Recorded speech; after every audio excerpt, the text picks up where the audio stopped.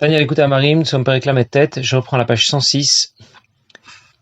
8 lignes par le haut au point, va Aïnou à Filou. Dans cette dernière partie du Pérec, on va commencer à parler un peu de nous. Je vais reprendre pour que les choses soient le plus claires possible. Il y a différentes façons de pratiquer Torah Mitzvot, différentes motivations qui peuvent accompagner notre pratique des Mitzvot ou notre étude de la Torah. Alors au plus bas, il y a celui qui va étudier la Torah, pratiquer les Mitzvot juste pour les critiquer. Et bien sûr, cette kavana a fait sombrer Torah et Mitzvot du côté des Shalosh Klipot Atmeot. Il va devoir faire tchouva pour pouvoir les récupérer. Ou bien il a pu pratiquer Torah et Mitzvot pour un intérêt personnel, matériel. Il veut seulement de l'argent, il veut qu'on le respecte. Et cette kavana a aussi tout fait sombrer du côté des Klipot, mais cette fois de Klipat Noga. C'est négatif, mais pas autant que dans la situation précédente. Ou bien quelqu'un peut simplement pratiquer Torah et Mitzvot parce que ça lui plaît, parce que ça l'intéresse. Ça veut dire qu'il ne pense pas à Dieu. Il peut aussi pratiquer Torah et Mitzvot parce que de cette manière, il pense qu'il accédera au Gan Eden, qu'il évitera le Gehinom. Alors c'est déjà un peu mieux, mais ça ne vole pas haut. Ça ne vole même pas du tout. Ça n'a même pas décollé. Parce que c'est toujours dans son intérêt. Un intérêt spirituel, c'est vrai, mais toujours un intérêt. Et donc, ça n'a pas grand-chose à voir avec Dieu. On ne parle pas encore de Avoda, ni de Avodat Hashem, ni de Kavana. Ni de service de Dieu, ni de motivation, celle qu'on attend de nous. À quel moment commence Avodat Hashem? Lorsque j'ai déjà réfléchi, j'ai déjà un peu réfléchi au problème, et je ressens que c'est ce que Dieu attend de moi. Déjà maintenant commence vraiment Avodat Hashem. Je peux en faire encore un peu plus. Je peux comprendre que c'est ce que Dieu attend de moi. Et là se poursuit enfin Avodat Hashem dans la bonne direction. Ne parlons plus des très grandes sadikim qui vont pratiquer Torah Mitzvot avec une abnégation totale, mais voilà dans les grandes lignes les différentes façons que nous avons de pratiquer Torah Mitzvot. Voilà ce qu'on attend de nous. Voilà quelle intention et quelle motivation on attend de nous.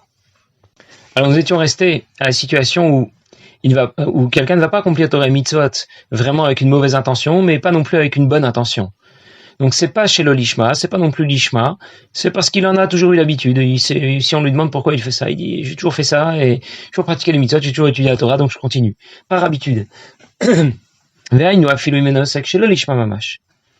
s'il il n'a pas fait accompagner sa pratique de Torah et Mitzvot par une mauvaise intention, les shumezopni achaz de shalom, parce que quelque chose l'intéressait.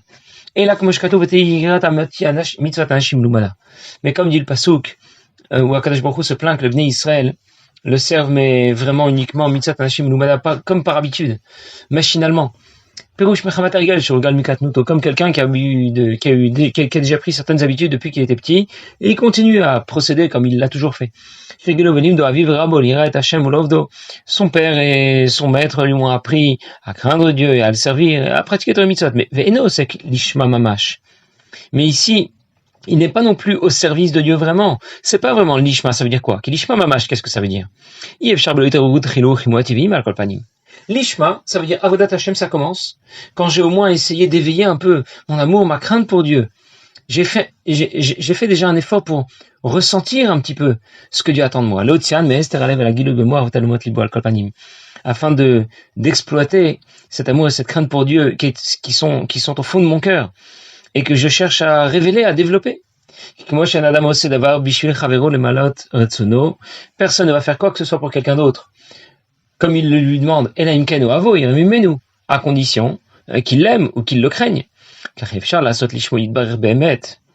la même façon, on ne peut vraiment accomplir Torah Mitzvot pour Akadosh Baruch Hu que si on est motivé par ces sentiments d'amour et de crainte qu'on a fait l'effort de développer. Les malot, retsono, levad, beli, zichoni, torut, avato, virato, klal bemocho, parshafto, talmot, libo al kolpanim, sans avoir fait l'effort de se rappeler au moins, de se souvenir de son amour et de sa crainte pour Dieu. Au moins, d'avoir fait l'effort d'y penser. Et de révéler cet amour et cette crainte pour Dieu qui se trouve au fond de son cœur. Et l'amour seul ne suffit pas non plus. La crainte est absolument nécessaire. C'est-à-dire que ce sont deux sentiments qui vont de pair, et ce sont ces deux sentiments que nous avons en héritage, qui sont reçus des avots, qui sont cachés dans notre cœur, et on nous demande de les exploiter au moins par une réflexion basique au sujet de la grandeur de Dieu. Mais pour l'instant, on ne parle pas de quelqu'un qui avait une mauvaise intention. Et dans ce cas, Torah et Mitzvot qu'il a pratiqué, même si elles ne vont pas sombrer du côté des clipotes, mais elles n'ont pas non plus été projetées là où elles auraient dû être projetées, elles n'ont pas rejoint les sphirotes du monde du monde de Hatzilut, de Brio, de Yitzira, peu importe. aucune des sphirotes, elles sont restées dans ce qu'on appelait Chitzoniut, Alamot, les Medurin, Vechalot, les lieux de résidence de Neshamot, là où évoluent les mitzvot. En d'autres mots, elles ne sont pas placées là où il faut, elles ne sont pas branchées sur les sphirotes, elles ne serviront pas de relais entre Or et Sof et la Neshama. Et maintenant, nous allons plutôt parler de nous. C'est maintenant Urche Osek chez le Lishma Mamash. Quand quelqu'un pratique Torah et mitzvot, chez le Lishma. Et vraiment, il recherche quelque chose. Les Shum Ezopnia. Il y a un intérêt. Chvadatzmo, alors au plus bas, c'est quelqu'un qui recherche simplement à se faire respecter, il veut être respecté, reconnu à Tamid Chacham. Tu l'as vu lui, tu l'as entendu, comme il parle bien, comme c'est bien, c'est intéressant ce qu'il dit. Azayota pnia shemitzad klipa de noga mitla beshet betorato. Eh bien, cet intérêt personnel qui appartient à Klipat Noga, c'est pas complètement négatif. Il n'apprend pas la Torah juste pour la critiquer, juste pour s'en moquer. C'est juste qu'il a un intérêt personnel. Et bien, cet intérêt personnel vient retenir comme un boulet la Torah et les mitzvot qu'il a accomplis et va les faire sombrer du côté des Klipat, de Klipat Noga au moins. La Torah Frinat Galut de Torah Klipa les Fisha, et la Torah sera en exil du côté des Klipot. Il faudra donc la récupérer. Et comment? Adashaya, c'est Tchouva. C'est la Tchouva qui permettra de récupérer la Torah et les mitzvot qu'il a pratiquées de cette manière.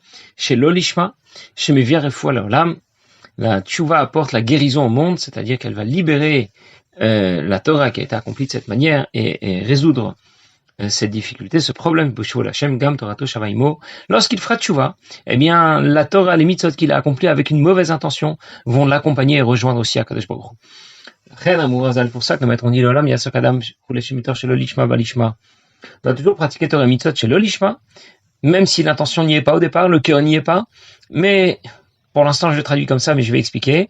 Finalement, tu finiras par servir à Kadosh Baruch Hu, tu finiras par t'y engager de tout ton cœur, toute ton âme, tu vas faire Avodat Hashem, Bevadaï c'est sûr. Bevadaï sofo la Tchouva, il est certain qu'un jour il fera Tchouva, au Begilgul Ze, au Gilgul Acher, dans ce Gilgul ou un autre, qui le Yidach, le Menu Nidar, personne ne sera jamais repoussé. Bien, j'ai terminé de traduire et de lire et de traduire, et je vais maintenant expliquer.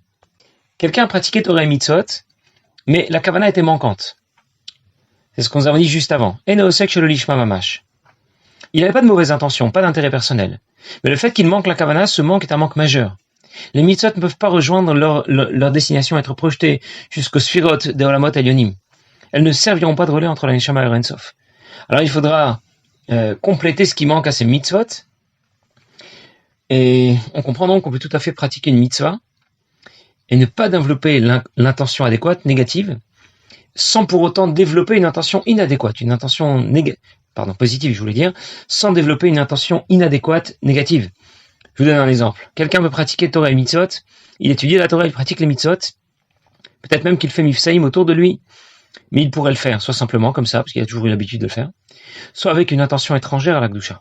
Il veut seulement qu'on parle de lui. Il veut en faire un levier pour lever des fonds, pour gagner de l'argent. Je sais pas ce qu'il veut faire. On raconte aussi que un jour, le Rav Mendel Futafas était invité à une bar mitzvah.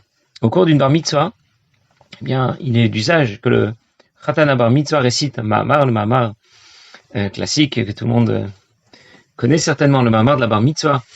Et il doit aussi connaître un pilpoul. Ça veut dire une série de questions, de réponses, cette fois sur la partie révélée de la Torah. Le Mahamar porte sur la partie profonde de la Torah. C'est un Mahamar chassidique qui explique profondément ce que représente la mitzvah des tefilin. Mais en même temps, il doit aussi connaître un pilpoul. Alors, c'est pas écrit qu'il doit le réciter, le pilpoul. Il doit réciter le Mahamar et connaître le pilpoul. Il doit l'avoir étudié. Et personne n'a dit qu'il fallait qu'il le récite devant tout le monde, qu'il en fasse un discours. Et s'il n'a pas besoin de l'exposer, ça veut dire qu'il n'a pas besoin de faire savoir à tout le monde qu'il le connaît. Alors lorsque le Khatan Bar Mitzvah a terminé de dire le Mahamar, tout le monde l'a félicité, il a très bien parlé, il a très bien récité le Mahamar, et le père lui a dit de se préparer, maintenant il va dire le pilpoul qu'il a préparé. Alors le Rav Mendel Futafas lui a dit, écoute, je suis pas tout à fait d'accord, reste assis pour l'instant, on verra plus tard. Ça veut dire quoi? Quelqu'un peut apprendre la Torah juste pour qu'on le sache. Regardez-moi, je connais la Torah, regardez le beau discours que je vais faire. Et il y a là bien sûr un intérêt personnel. Le père voulait montrer la connaissance de son fils, il était fier de lui. Le fils aussi aurait voulu montrer les connaissances qu'il a acquises. Et bien sûr tout ça ne va pas dans la bonne direction. Ici la Nourazaken nous parle de quelqu'un qui n'aurait aucune kavana, ni adéquate, ni inadéquate. Il le fait seulement par obligation, par habitude. Donc c'est ni lishma, ni shelo lishma. Et c'est pour ça que la solution ici ne demande pas que la tchouva intervienne. Il aura simplement à accomplir à nouveau Torah et Mitzvot avec la kavana adéquate. Et lorsqu'il va accomplir à nouveau Torah et Mitzvot de la façon qui convenait, eh bien, cela récupérera les mitzvot qu'il a accomplis sans kavana, mais pas avec une kavana inadéquate. C'est cette récupération qui va lui donner un bagage plus important. Ça veut dire que le jour où il va pratiquer Torah et mitzvot avec la kavana adéquate, il va récupérer toutes les mitzvot passées qu'il avait accomplies avec une kavana qui ne convenait pas. Et on imagine combien ça va l'aider maintenant, ce nouveau bagage, combien ça va l'aider à progresser davantage dans Avodat Hashem. Et l'Admor Zaken nous a dit, même si pour l'instant tu ne pratiques pas Torah et mitzvot avec la kavana adéquate, c'est pas tout à fait ça, mais continue, étudie la Torah, pratique les mitzvot, parce que la Torah nous promet que finalement, nous ferons tous tchouva, et dans ce cas, nous pourrons finalement récupérer l'ensemble des mitzvot que l'on aura accomplis avec une motivation inadéquate. Le Mashper Rav Shimon Betzalel, qui donnait chaque jour un shiur de Tanya, les Shatom Chetmim à Lubavitch, a dit un jour, parce qu'il est arrivé à ce passage du Tanya, il a dit, c'est clair que tout le monde un jour fera tchouva, Begil Gulze ou Begil Gulacher, a dit l'Admor Zaken, dans cette vie ou dans une autre. Et alors, il disait, écoutez-moi, jeune homme, il s'adressait au Bachorim, il faut faire tchouva. De toute façon, vous serez obligé à la fin, vous ferez tchouva. Alors pourquoi attendre? Mais au-delà de cette première explication, il y en a une deuxième, Al-Pi Chassidut, Mitor Shelo Lishma Balishma.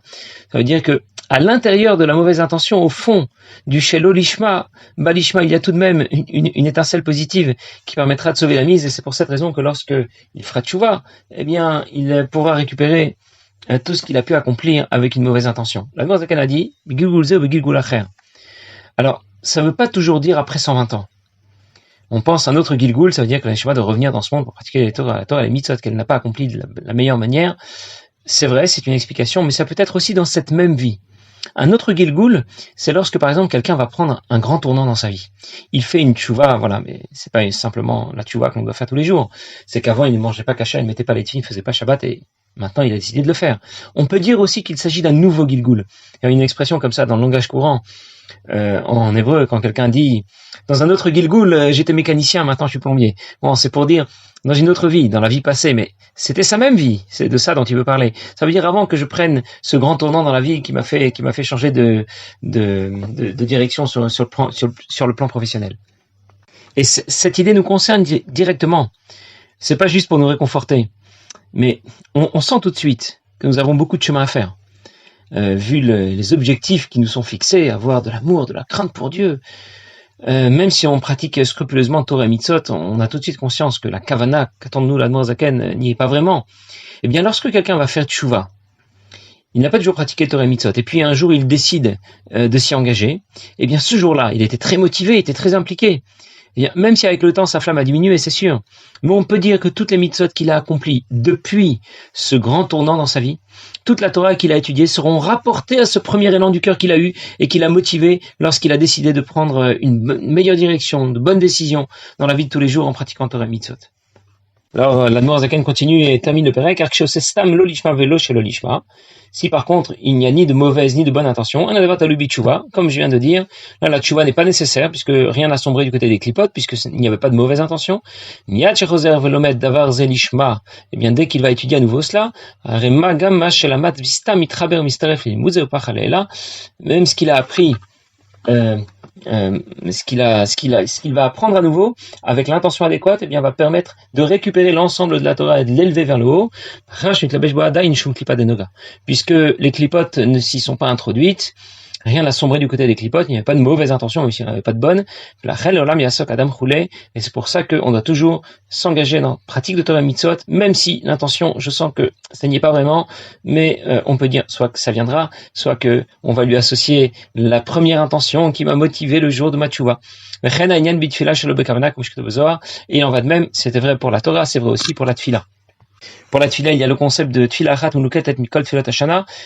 Si la tfila n'était pas motivée par une mauvaise intention, mais il n'y avait pas de bonne non plus, eh bien on me dit de continuer à prier, à étudier ou à pratiquer les mitzvot. Ça veut dire, si par exemple j'ai ressenti plus d'émotion aujourd'hui dans un certain passage de la tfila, dans Odul Hashem Kerubishmo, et demain ce sera Baruch Shamar, après-demain ce sera Shema Yisrael, eh bien Dieu va rassembler ces différents passages de la tfila qui étaient remplis d'émotions pour en faire une tfila complète et convenable qui rattrapera toutes les tfilotes de toute l'année.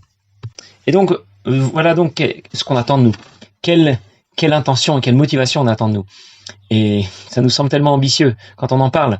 Alors, juste pour nous conforter encore un peu et nous aider, je vais juste rappeler une sira du Rabbi, c'est la dernière sira du Chalek la Metet, sira sur Rosh Hashanah où le Rabbi pose une question au sujet de ce qui est écrit dans le Sido de l'Admor Zaken, qu'avant de Kriyat Shofar, il faut se préparer, lire 7 fois le Tehillim Mem Zayin, Tehillim 47, et alors il demande qu'est-ce que ça veut dire, se préparer et lire 7 fois le Tehillim, le numéro 47, c'est là la préparation, il y a une autre préparation.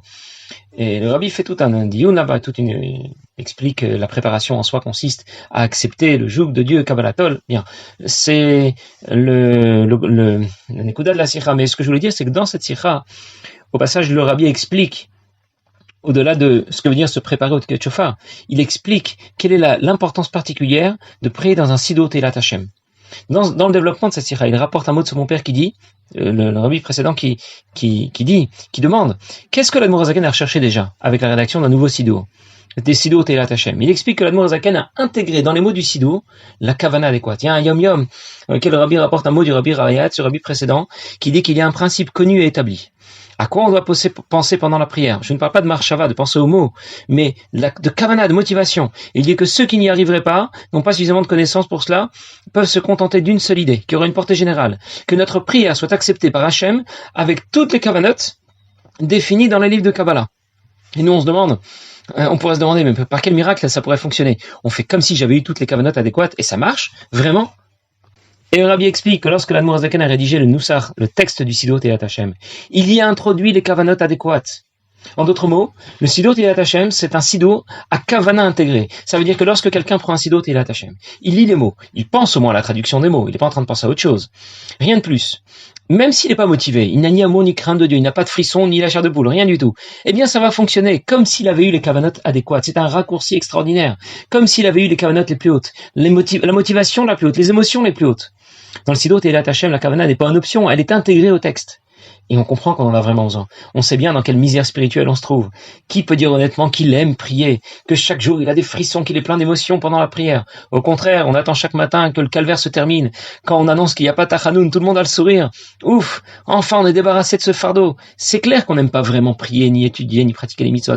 On avance tous plus ou moins avec la carotte et le bâton. Celui qui va déclarer « Moi j'aime Dieu, Kadosh Baruch Hu, Anachnu Avim Otra ». Bon, c'est très beau, mais vaut mieux se méfier de lui, quoi. Voilà. Je ne sais pas exactement ce que vaut ce genre de déclaration.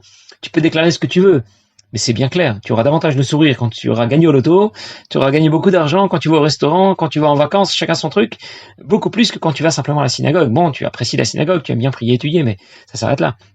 Et du coup, on prend conscience qu'on est très loin des différentes méthodes que décrit l'Admor Zaken pour développer notre kavana, notre motivation dans Avodat Hashem. Et on doit donc essayer de progresser, d'avancer. Alors c'est vrai que pour la tefila, on a un raccourci très pratique, ça s'appelle le Sido Teilat Hashem. C'est un raccourci pour la kavana. Mais en dehors de la tefila, quand j'apprends la Torah, que je pratique une mitzvah, eh bien je dois être extrêmement motivé. Et comment je peux y arriver? Je dois apprendre la partie révélée de la Torah, c'est sûr, parce que je dois savoir quoi faire. J'apprends la Gemara, le Shulchan Aruch, mais je dois aussi apprendre la partie profonde de la Torah, pour que la kavana associée soit convenable. Et c'est pour ça que les deux sont tout à fait complémentaires. Passez une bonne journée.